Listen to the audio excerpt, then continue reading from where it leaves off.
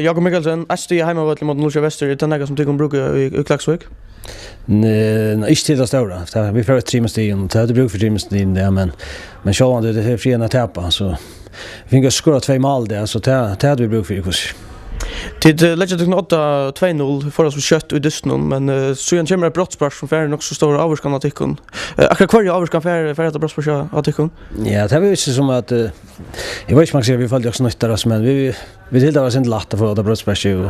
Då kom bara 2-1 och så inte till inte någon större föring så det blev ju mer kanske så där nerven ju just jag. Vi hade finns så tror jag gå början på det nu hade fullt styra dem där. Så det var inte helt. Lägger det nekfyra att få trust i det har ju inga chanser i sätt nå lägger. Nej, det hade vi gjort. Det hade gjort absolut. Alltså vi får in i det för att få en ordentlig arbetsgivare och vi flotta spel jag kan långt fram med det vän vi och ta oss nu ursligt på en väg fick 2 mål stölja. Så den hade runt för så göra det samma men tack vare oss till det stora chansen självt om onkel är där så kanske gå för in. Titta framvis första signal go i Klagsvik. Hur ser det på fotboll är nu i Vestur? Jo, det är allt stort på fotboll. Det är man spelar så och i rakt mitt första signal är så långt väck.